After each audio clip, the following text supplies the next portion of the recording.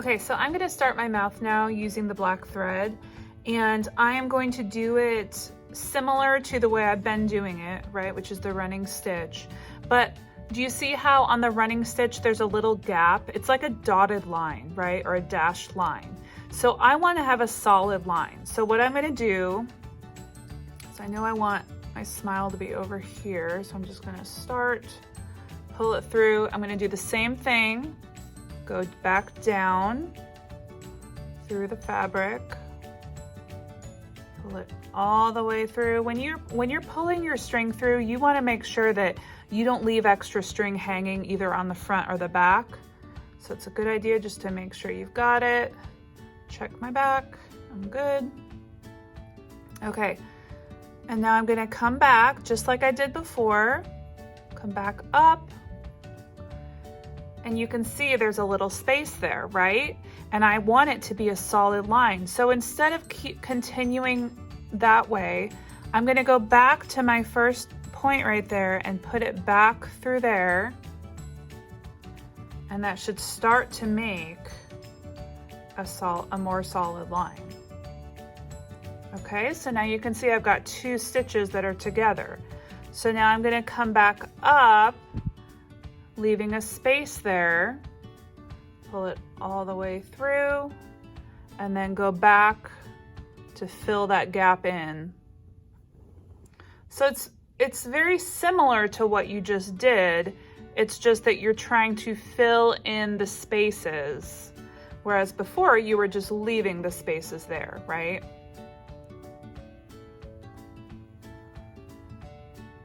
Okay, so I'm gonna finish my mouth. All right, so there is my finished mouth. I just wanted kind of a little mouth there. So now I think I'm gonna switch my string back to the white so that I can finish my eyes going around the white. I'm gonna add a little tooth right there on his mouth. Now, of course, you don't have to do your mouth with using the string, right? You could also, excuse me, you could also cut a piece of felt as your mouth. So you have lots of options as to what you want to do. Okay, I'm gonna switch back to the white to finish off all my details.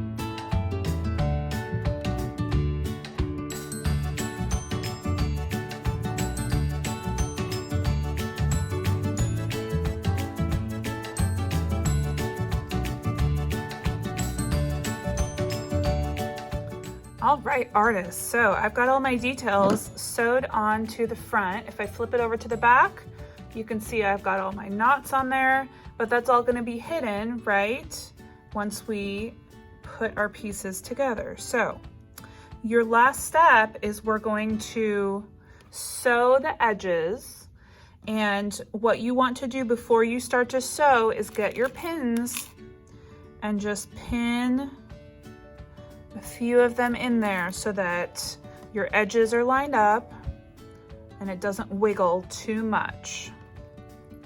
Remember, when you're putting your pins in, you put it all the way through. See how it's going all the way through? And then you bring it back up so that you have both sides, and it's a bit more secure that way. Okay, so I've got my head done. And then I think I also want to do some down here so that my body doesn't wiggle too much. So I use 6 pins, so that should be about enough. Okay, so I'm going to do the edges now. What I'm going to do is leave the very top open because we're going to add some stuffing once we've done the stitches. So I'm going to use white for this. You can, of course, use whatever color you want to use. I'm going to thread my needle, and then we'll get started. All right, so I threaded my needle and I tied a knot in the end, just like always. Now we're gonna do this a little bit differently than the running stitch. So we're gonna do something called a whip stitch. and it goes around and around the edge. So I'm gonna start right here in the corner. I'm gonna lift up the edge of my little guy's head there, and I'm just gonna put my needle through just the top one. So I'm close to the edge. I'm gonna put it through, pull it all the way till I stop, and then I'm just gonna be able to hide that inside. So I'm just gonna put that tail down. Okay, so now I've got my first stitch coming up. What I'm gonna do is I'm gonna keep my needle pointing upward, and I'm gonna go back to the back and come up again.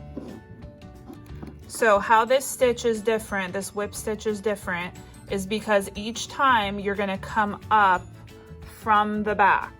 Okay, so again, I came up, I'm gonna put my needle up through the back, and you can see what it does, oops, is it kind of winds your thread around the outside. Okay, so I'm gonna do it again. Each time, come up from the back, pull it through, and then you get that nice little edge there. Okay, again. And you're trying to stay close to the edge. Okay, so I am gonna keep doing my whip stitch. I'm gonna keep going around my edges until I run out of my thread.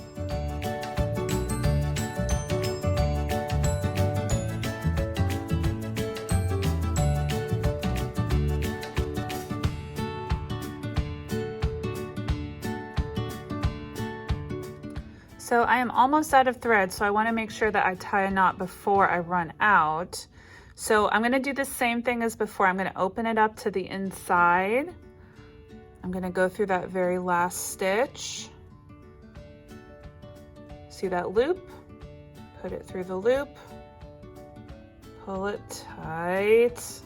And then you should be able to hide this on the inside, because it's still open, right? So I'm just gonna put that end down inside. And then I'm gonna start it just like I did before, where I start it on the inside so that my end is hidden, and then I just keep going with the whip stitch.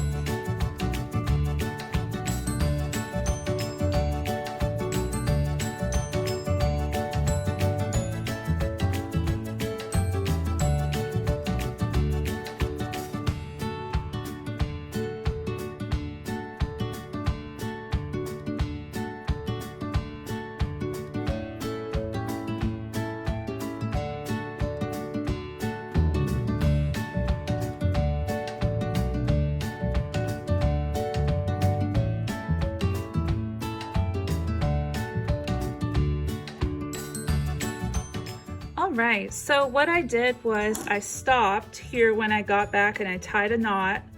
And again, the end of my string is just on the inside. And now I left this open because I want to add my stuffing.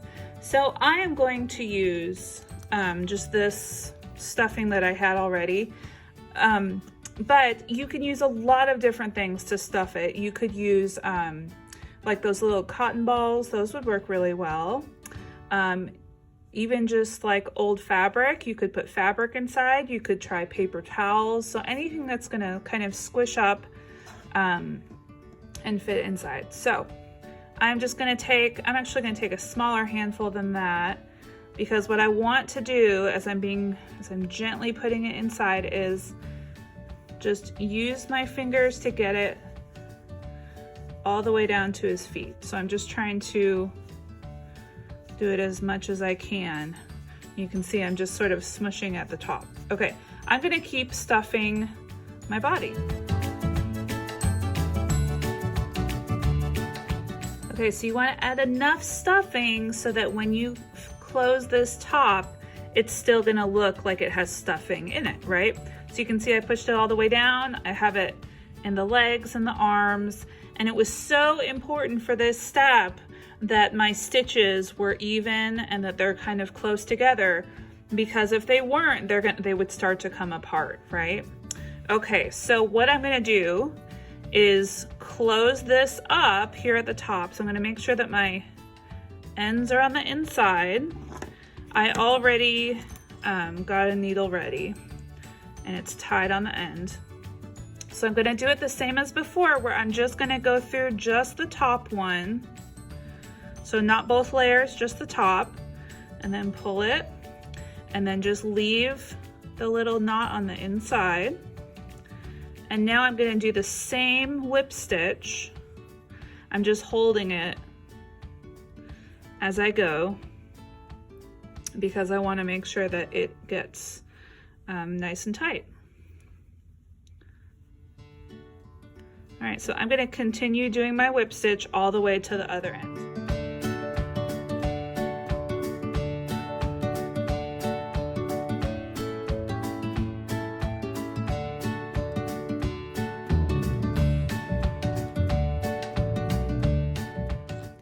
Okay, so I whip stitched all the way across until I got right back to where I started at the very beginning. Okay, so what I'm gonna do now, I've got my thread and my needle, it's still on there. I'm gonna turn this around to the back and bring my thread around to the back. And what I'm gonna do is the same thing as before. I'm gonna go back through a stitch that I already did so that it makes a loop. And pull it tight, so there I've got my knot. Now, I'm actually going to go in, well, let's see. I'm gonna go right next to where the hole is. So inside, kind of go for a little ways and then poke your needle back out.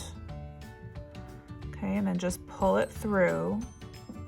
All right, so now I have kind of random sticking up through, but what I'm gonna do is just carefully cut, and then the string disappears inside. And look at that. You have a finished little stuffed monster. Isn't it cute? All right, my amazing artists, I hope that you had fun making your little stuffed monster, and I will see you guys later. Bye-bye.